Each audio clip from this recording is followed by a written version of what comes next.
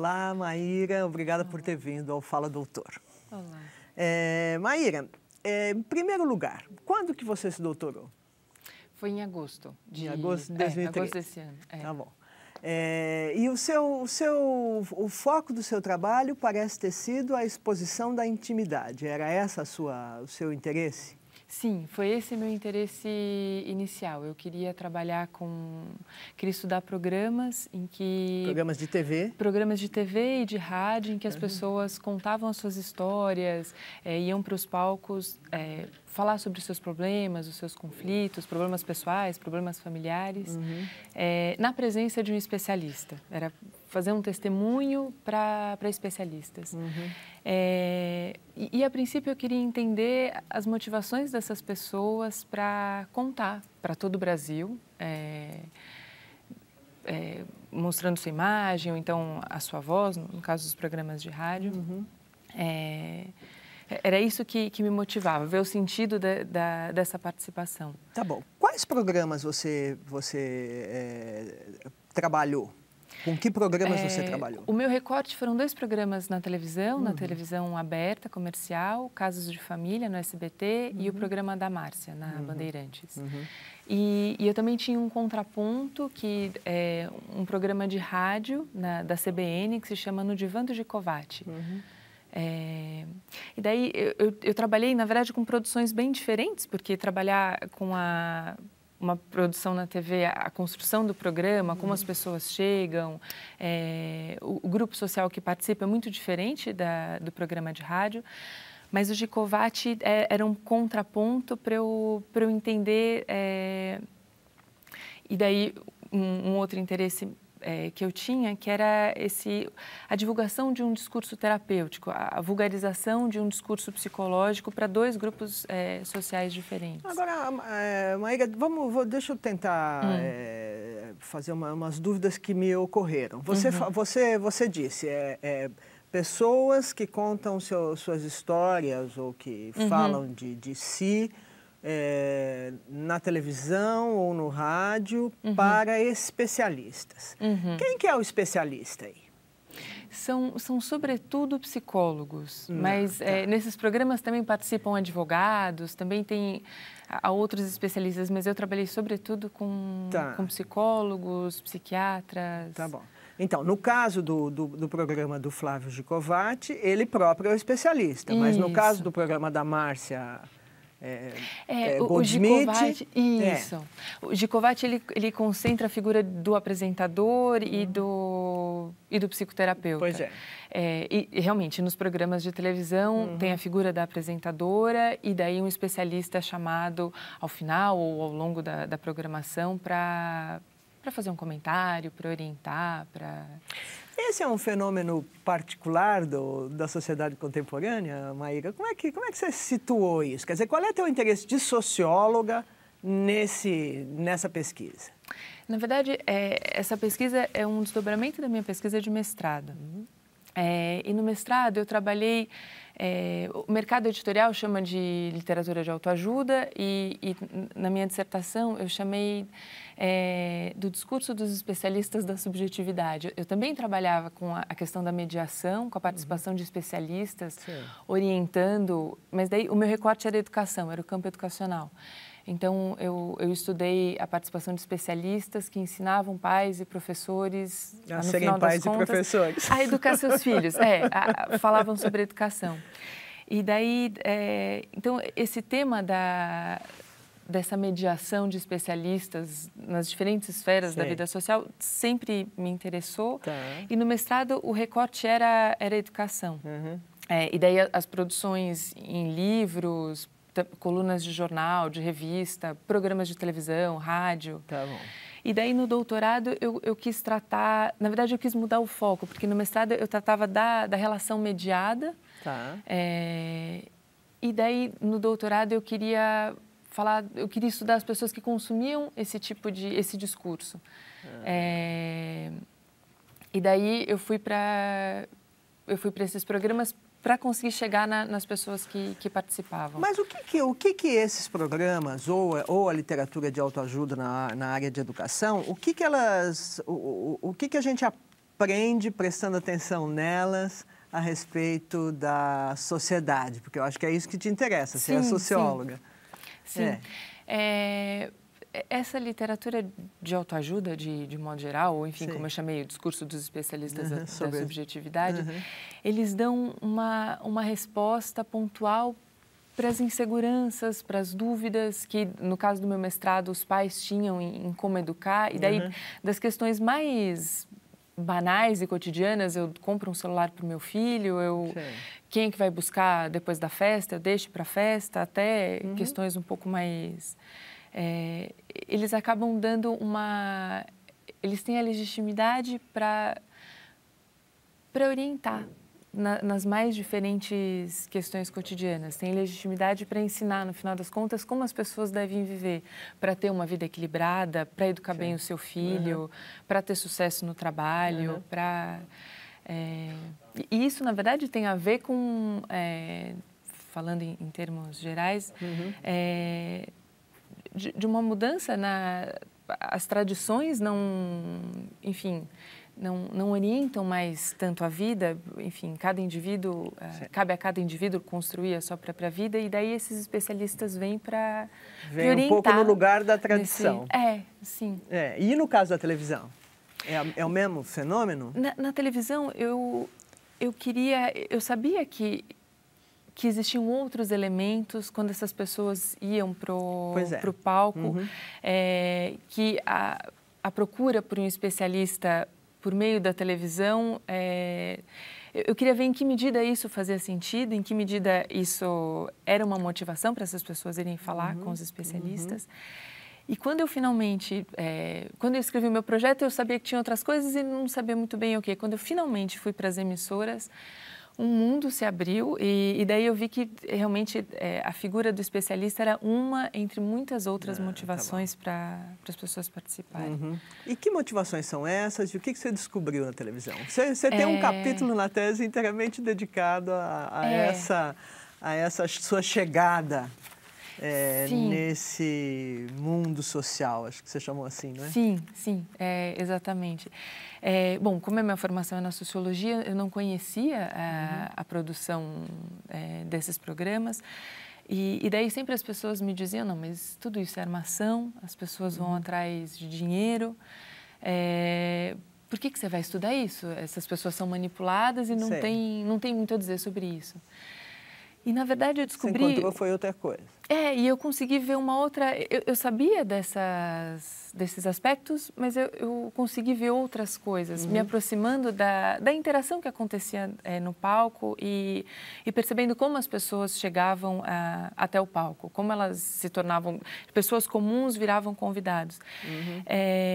E nesse processo, essas emissoras, elas têm uma rede de trabalhadores formais vinculados às emissoras, mas elas também trabalham com algumas pessoas que têm um vínculo informal e que são extremamente importantes para a produção desses programas, porque são elas que levam essas pessoas, ajudam a selecionar os participantes, tanto da plateia quanto no palco, que ajudam a selecionar e que preparam essas pessoas para contar as suas histórias. Então, eu encontrei um mundo de caravanistas que organizam a plateia, que arregimentam um grupo de pessoas para participar. E não só desses programas, mas, na verdade, elas circulam por todas as emissoras fazendo essa pessoa que faz plateias. E também as integrantes dessas caravanas, porque as caravanistas elas têm um determinado território em que elas podem, geralmente o seu bairro, ou alguns bairros vizinhos, um certo número de ruas em que elas convidam as pessoas para participar. E esse grupo da caravana, na verdade, é mais do que só mulheres que vão assistir programas na televisão. Na verdade, é um grupo de apoio social, é um grupo de solidariedade, porque é um motivo para essas mulheres saírem de casa, se divertirem, encontrarem as amigas. Elas têm uma remuneração quando elas participam do programa, elas recebem um lanche quando elas vão para os programas, o que para os nossos olhos pode ser muito pouco, mas para elas é um divertimento, é um lazer, encontrar as amigas, comer junto, encontrar pessoas famosas, ver as histórias que acontecem nos palcos. E também são mulheres que revendem produtos de beleza, que produzem muitas vezes esses produtos, vendem congelados, costuram. Então, participar dessas caravanas também é uma oportunidade para dar vazão a essa produção informal que elas fazem em casa. E o seu interesse principal eram as plateias, desta vez? Na verdade, era o palco. Era o palco. Eram as interações que aconteciam no palco, mas eu também tive que olhar para as plateias, porque muitas das pessoas que chegam aos palcos, elas começam indo aos programas, se familiarizando com os produtores, com os contatos, que são as intermediárias que levam as pessoas, que ajudam a produção a encontrar as pessoas para ir para o palco. Elas estão na plateia, então também entender essa dinâmica da plateia era importante, porque é uma rede de sociabilidade e é uma rede de troca pessoal, de amizade, e muitas vezes para conseguir chegar... É uma rede hierarquizada e muitas vezes para conseguir... Tem uma hierarquia forte que a princípio a gente não consegue notar, mas... Você não participa de qualquer caravana quando você quer, você não vai a qualquer programa... Você tem programas que são uma espécie de pedágio para você ir no que você considera mais legal. Então, também tem uma estratificação de acordo com a sua idade, com o seu gosto. Daí você, de acordo com a caravanista, você precisa ir para algum programa que você acha mais chato para conseguir ir para um mais... que você acha mais divertido, que tem coisas que você mais gosta. Então, eu consegui mapear essa produção e ela também, a produção da plateia também se relaciona com a produção do palco, porque muitas das pessoas que participam da plateia acabam virando contato, elas conhecem os produtores, são pessoas de relações, assim, que conhecem pessoas nos seus bairros, então elas acabam ajudando os produtores, virando contato. A encontrar casos. E esses casos, na verdade, elas não são elas que montam a pauta, esses programas são os produtores que elegem essas histórias, que constroem essas histórias, e daí eles tem uma busca ativa dessas pessoas para se encaixar na história do produtor. Sim. E esse aspecto você estudou ou não? De o que é um caso? Sim, sim. Tinha uma... E daí também tem uma diferença entre o SBT e a Bandeirantes, porque eu consegui fazer minha pesquisa mais no SBT, né? Eu consegui não só participar da plateia, mas também ir para a coxia, acompanhar o trabalho dos produtores. Eles me deram muita liberdade para eu pesquisar. E daí essas histórias são a produção quem cria, e daí cada produtor tem alguns contatos, então essas histórias são uma pauta passada para os contatos, e delas procuram pessoas que se encaixam. E daí tem uma seleção dessas pessoas, por mais que tem uma preocupação, porque eram casos de família, então eles queriam trazer pessoas que tinham relações de alguma forma de parentesco, de vizinhança, e os produtores tinham uma preocupação de realmente pesquisar se eram irmãs, se eram mãe e filha, então checar documentos. Eles tinham essa preocupação na hora de... Uma preocupação com a veracidade. Sim.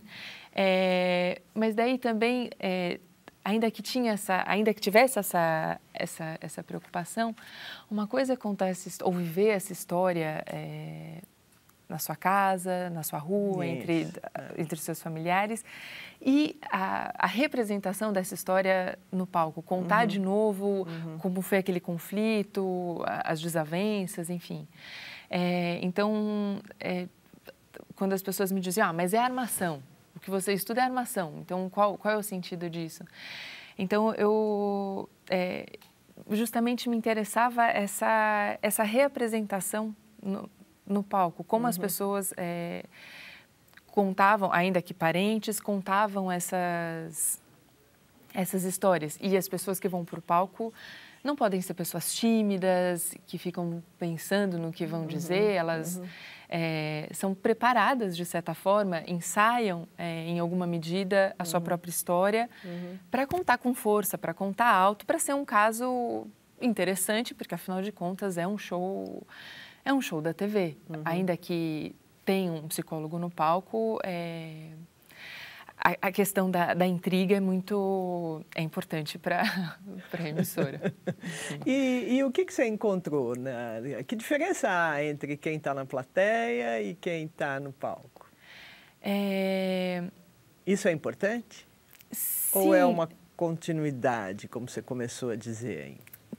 Tem uma continuidade, porque participar do palco, na verdade, participar da plateia é participar de uma rede de apoio. É alguma coisa que essas mulheres fazem há anos. Então, eu entrevistei caravanistas que trabalhavam há 30 anos para a SBT, há 20 anos, ou então há 15 anos participavam da plateia e daí conseguiram virar caravanistas. E daí, em certa medida, isso é ascender um pouco nessa hierarquia, porque daí você tem autonomia para montar o seu grupo, para fazer os programas e, sobretudo, ganhar um cachê, porque as caravanistas são remuneradas de maneira diferente em relação às emissoras, elas não ganham o mesmo valor.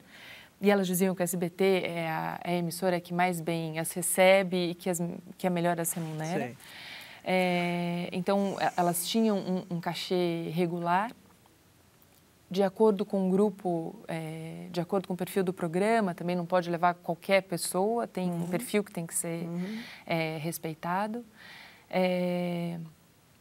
E as participantes da plateia têm uma série de gratificações, que não é só o lanche, mas também uma série de gratificações materiais e simbólicas, porque é um motivo para se arrumar, para comprar uma roupa bonita, para se arrumar para a televisão, para ser vista.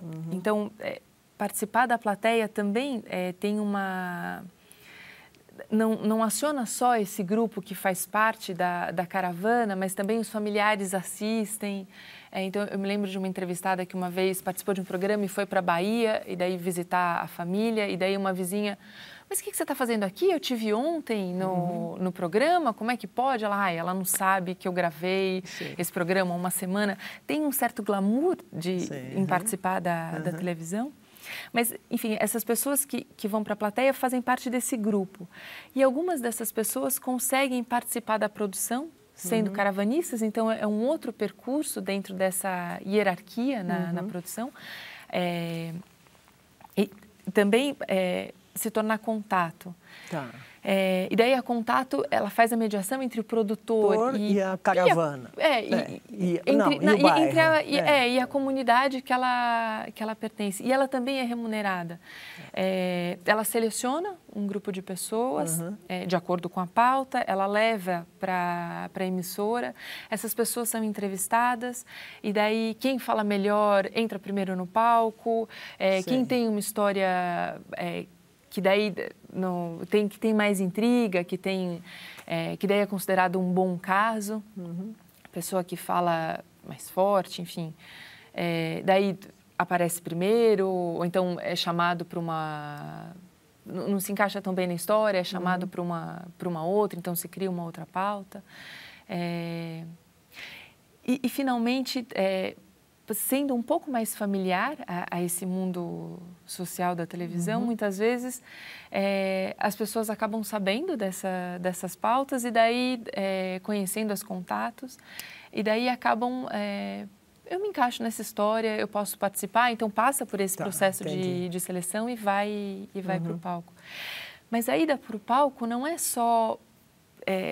não se limita só àquela história que o produtor colocou, então a maneira como o produtor quer que a pessoa fale, que a pessoa fale forte, ou dialogue, discuta com com um familiar. Tem outras motivações. Então, a questão do dinheiro é importante, sim, porque os convidados são remunerados, mas também a participação deles não se limita a essa remuneração. Eles não vão lá só por causa do dinheiro. E daí eu consegui ver outras motivações. Muitas vezes a fala não se limita àquela história contada no palco, mas, na verdade, a pessoa quer ter visibilidade e atingir um telespectador. Ela quer falar com alguém que não está na plateia, que não tem a ver com aquela história, mas ela quer se mostrar e quer... Eu me lembro de uma... Para alguém. Para alguém que está fora ali daquela interação do palco. Eu me lembro de uma entrevistada que teve uma separação muito difícil. E daí ela participava já há alguns anos da plateia.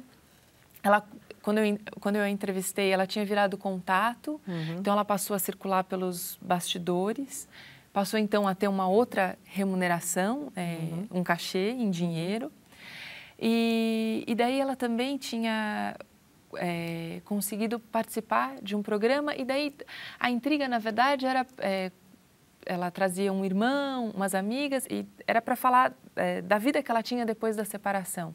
Como ela saía com as amigas e não cuidava dos filhos em casa. E daí o irmão ia brigar com ela, em certa medida, falando, você larga para a mamãe cuidar dos seus filhos, a nossa mamãe já tem idade, tal, você que tem que cuidar.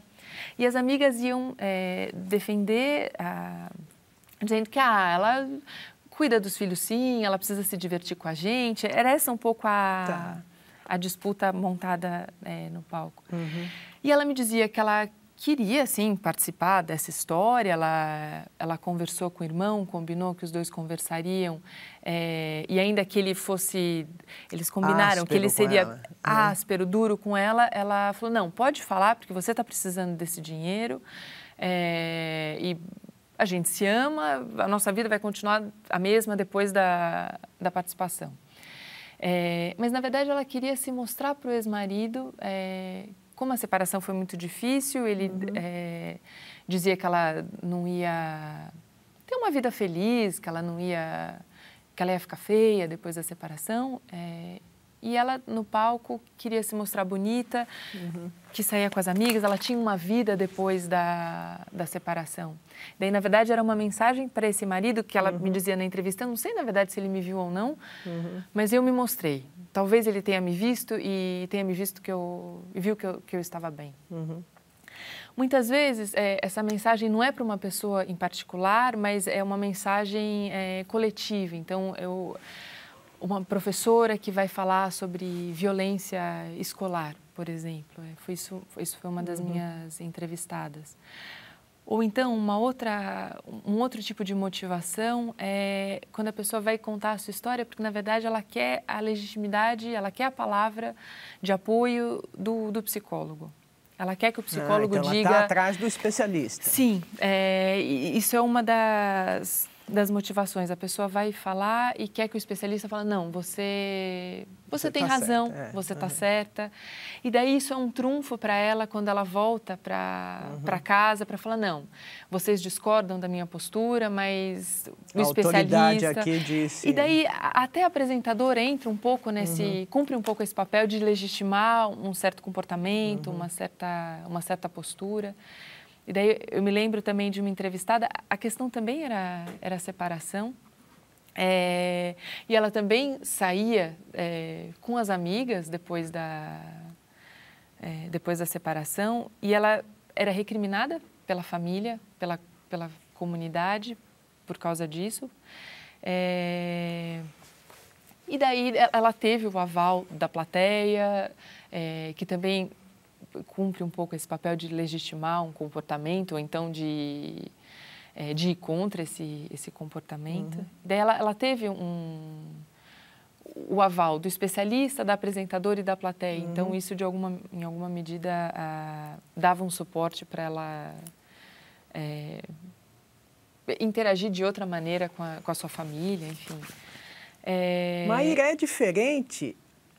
são diferentes em que medida são similares as plateias e as dinâmicas do SBT e do programa de rádio?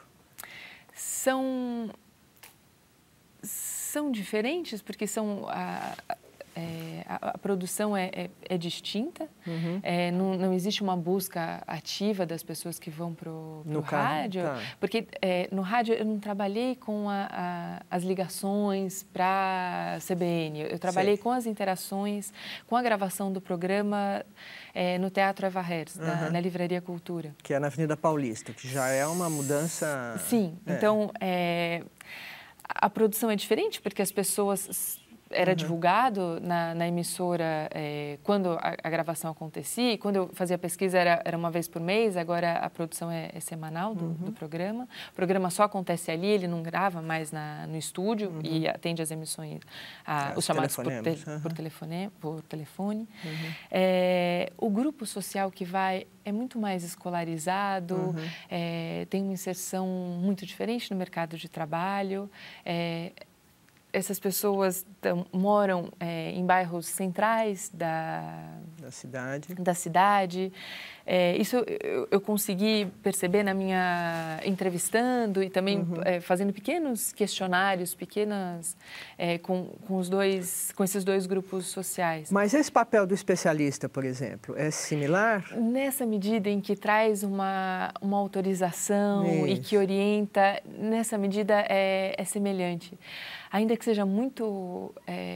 o Gicovati não gostaria de ser comparado, e o público do Gicovati também não gostaria de ser comparado com o público da televisão, porque o público da TV, enfim, esses programas, especialmente que eu trabalhei, são considerados programas de baixa qualidade, essas pessoas fazem barraco, ele é muito mal visto. E quando eu perguntava para as pessoas que participavam do Gicovati, existe algum outro programa que seja semelhante? As pessoas nunca comparavam com os programas da televisão, porque diziam, não, isso é um Gicovati com downgrade, isso é outra coisa, isso...